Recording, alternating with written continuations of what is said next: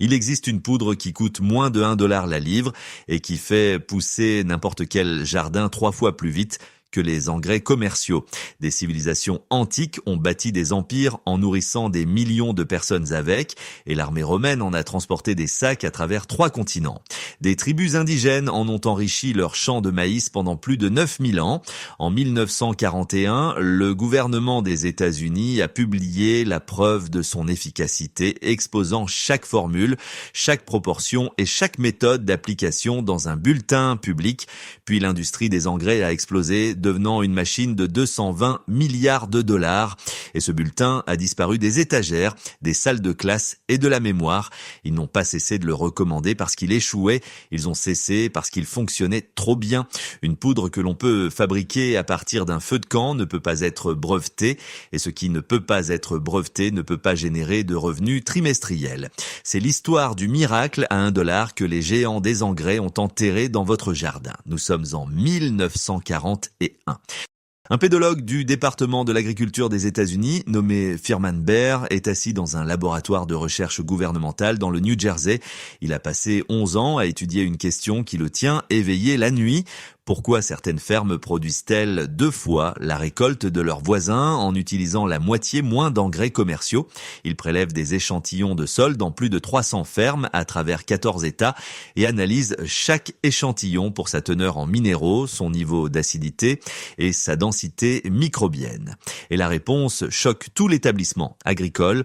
Les fermes au rendement les plus élevés partagent une pratique commune qui précède la chimie moderne. Elles ajoutent de la cendre de bois directement au sol et non un produit commercial d'un entrepôt d'usine, ni un composé synthétique conçu dans un laboratoire d'entreprise. Une simple poudre grise raclée d'un foyer de cheminée. Firman Bear documente tout dans le bulletin des agriculteurs numéro 1940 et 1-789. Il écrit que la cendre de bois contient du carbonate de potassium, de l'oxyde de calcium, du magnésium, du phosphore et plus de 13 oligo-éléments, tous délivrés sous une forme que les racines des plantes absorbent plus rapidement que tout engrais granulé sur le marché. Il prouve qu'un livre de cendre de bois dur pour 20 pieds carrés de terre de jardin augmente les rendements des légumes jusqu'à 300%. Le coût par application est pratiquement nul, mais Firman Bear n'est pas le premier à le savoir. Il est juste le premier à étayer par des données gouvernementales ce que l'humanité pratique déjà depuis des millénaires. Remontons 9000 ans en arrière jusqu'au bassin amazonien. Les agriculteurs indigènes le long du delta du fleuve brûlent des débris forestiers dans des fosses peu profondes en argile. Ils mélangent les restes carbonisés à la terre sombre de la jungle. Les archéologues appellent cela la terra preta, la terre noire, un sol si fertile qu'il se régénère même après des siècles de culture. Chaque poignée de terra preta contient de la cendre de bois concentrée fusionnée avec du carbone organique. Des chercheurs modernes de l'université Cornell ont testé des échantillons de terra preta provenant d'anciens sites de villages. Le sol produisait toujours des rendements de récolte 65% plus élevés que les terres agricoles environnantes après 9000 ans. Sautons maintenant à la Rome antique. Caton l'Ancien écrit dans son manuel d'agriculture de Agricultura vers 160 avant Jésus-Christ que chaque domaine romain doit entretenir une fosse de stockage de cendres. Il ordonne aux agriculteurs de répandre de la cendre de bois sur les vignobles et les oliveraies après chaque récolte. Les soldats romains stationnés dans les garnisons frontalières dispersent les cendres de foyer sur les parcelles potagères de la garnison. Les légions qui ont conquis l'Europe se sont nourries grâce à des jardins fertilisés par les résidus de feux de camp. Dans l'Angleterre médiévale, la pratique est si répandue qu'un nouveau mot entre dans la langue, potasse, littéralement cendre de peau, la poudre raclée des casseroles de cuisson et des feux de foyer. L'élément potassium lui-même a été nommé d'après cette poudre grise. Dès le XVIIIe siècle, la potasse est l'une des denrées les plus commercialisées à travers l'océan Atlantique. Les colons américains exportent des milliers de barils de cendre de bois vers les marchés européens. George Washington lui-même enregistre la production de potasse dans les registres de sa ferme de Mount Vernon, Benjamin Franklin écrit sur son pouvoir de transformer des champs stériles en terres cultivables productives. Ce n'est pas une technique marginale issue d'un almanach oublié, c'est le fondement de l'agriculture occidentale depuis 3000 ans. Et puis, elle a disparu. Cette information n'est que la pointe de ce qui a été enterré. Il existe des techniques de feu, autrefois classées comme dangereuses, des méthodes d'autonomie hors réseau qui ne coûtent presque rien, et des recettes d'aliments conservés provenant des cuisines de campagnes de guerre.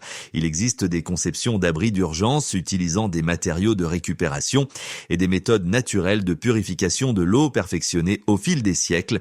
Plus important encore, il y a des secrets du sol qui transforment la terre morte en une croissance explosive sans un seul sac du quincaillier. En 2003, des chercheurs de l'université d'Helsinki ont publié une étude marquante sur l'application de la cendre de bois dur. Ils ont testé les cendres de bouleau et de chêne sur 47 parcelles expérimentales dans des conditions de forêt boréale. Les résultats ont poussé les revues agricoles à réécrire leurs recommandations. Les parcelles traitées avec de la cendre de bois ont produit 280% de biomasse en plus que les parcelles témoins non traitées. L'acidité du sol a chuté d'un pH de 4,8 à un équilibre de 6,5 en une seule saison de croissance. Les populations de vers de terre dans le sol traité ont triplé en 90 jours. Les chercheurs finlandais ont conclu que la cendre de bois surpassait la chaux commerciale et le chlorure de potassium combiné à 1/1000 du coût. Une étude distincte de l'Université suédoise des sciences agricoles a testé la cendre sur des terres forestières dégradées.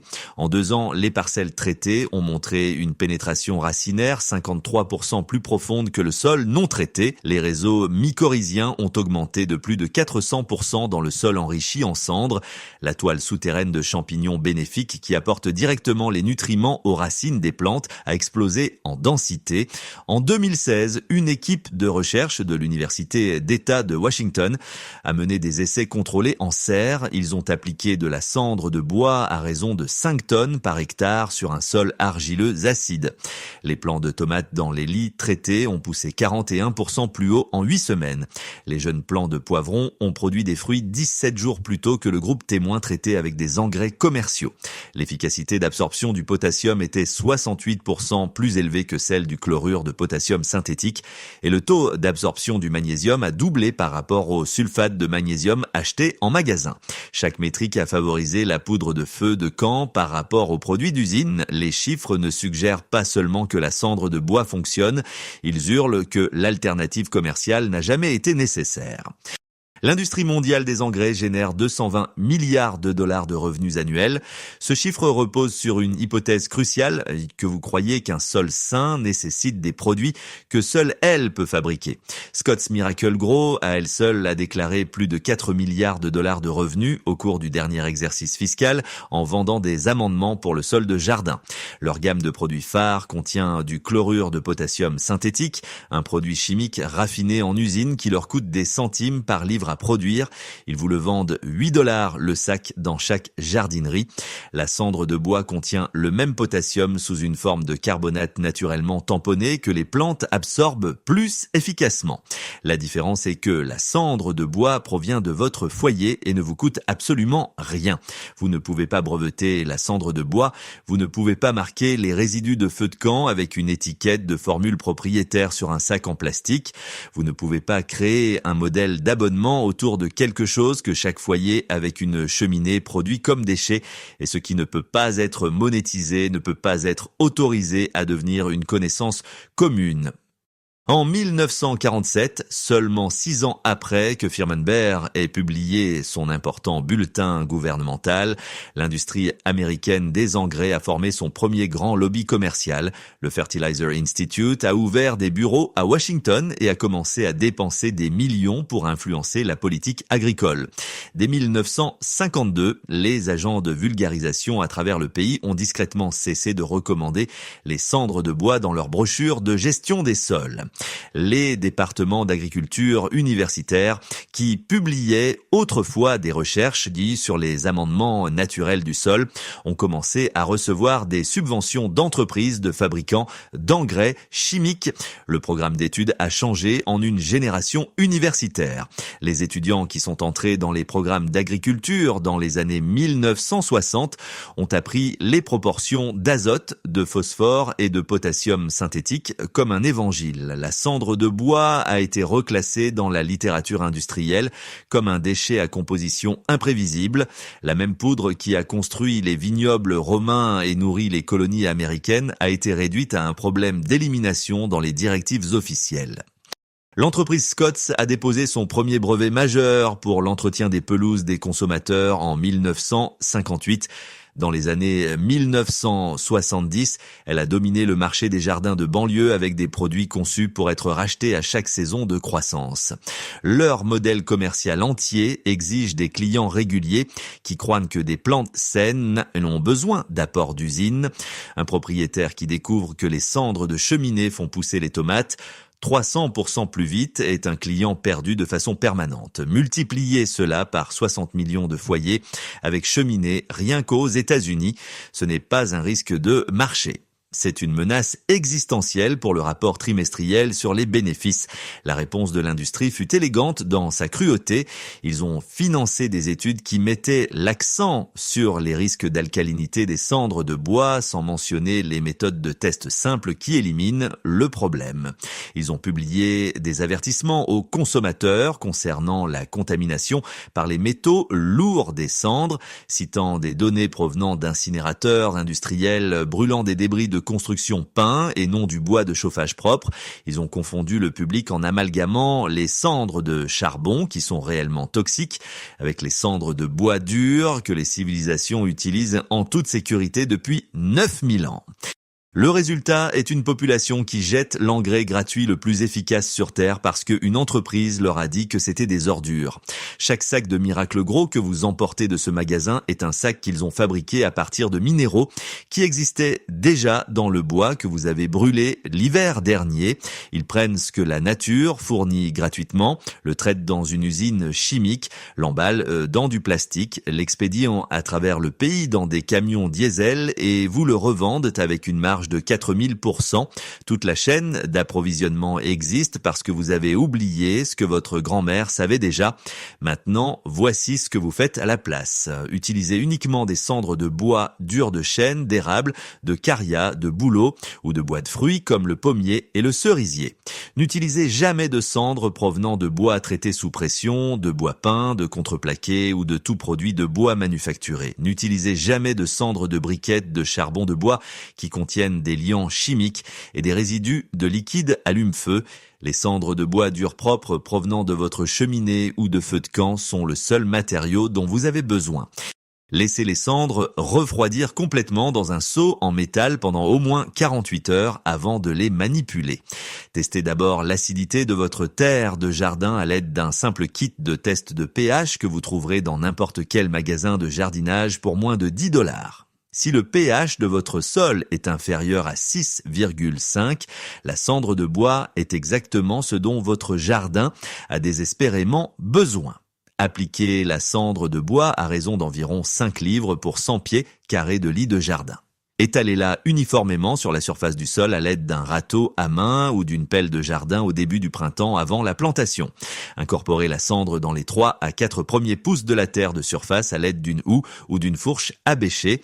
Arrosez abondamment le lit traité avec un tuyau d'arrosage pour activer la libération des minéraux dans la zone racinaire. Pour les plants de tomates établis, saupoudrez une demi-tasse de cendre tamisée autour de la base de chaque tige toutes les 4 semaines pendant la saison de croissance. Pour les légumes racines comme les carottes, les betteraves et les pommes de terre, mélangez les cendres dans le sillon de plantation à raison de 2 tasses pour 10 pieds de tranchée. Pour les arbres fruitiers et les arbustes à baies, étalez un livre de cendres par pouce de diamètre de tronc en un cercle sous la ligne d'égouttement de la canopée. Stockez les cendres non utilisées dans un récipient métallique scellé à l'intérieur d'un garage sec ou d'un abri de jardin pour empêcher l'humidité de lessiver le potassium avant l'application. Une cheminée standard produit suffisamment de cendres en un seul hiver pour fertiliser un potager de 400 pieds carrés pendant toute la saison de croissance. Votre voisin achète des sacs de suppléments de potassium à $12, tandis que vous extrayez le même minéral d'un tas de restes de feu de camp. La différence de coût n'est pas marginale, elle est absolue. Une méthode ne vous coûte rien. L'autre vous coûte de l'argent chaque printemps pour le reste de votre vie de jardinier. Et c'est cette différence que l'industrie des engrais ne peut pas vous laisser comprendre. Firman Baer l'a compris en 1941. Les Romains l'avaient compris 2000 ans avant lui. Les tribus amazoniennes l'avaient compris il y a 9000 ans. Cette connaissance n'est pas morte. Elle a été enterrée sous 220 milliards de dollars de revenus d'entreprise. Mais le feu n'oublie pas. Et la cendre n'expire pas. Si cette histoire a changé la façon dont vous voyez les déchets de votre cheminée, veuillez vous abonner et aimer cette vidéo. Nous nous consacrons à déterrer l'histoire et les secrets que l'industrie a tant essayé d'enfouir. Ensemble, construisons un avenir meilleur. Le prochain trésor oublié sera révélé très bientôt.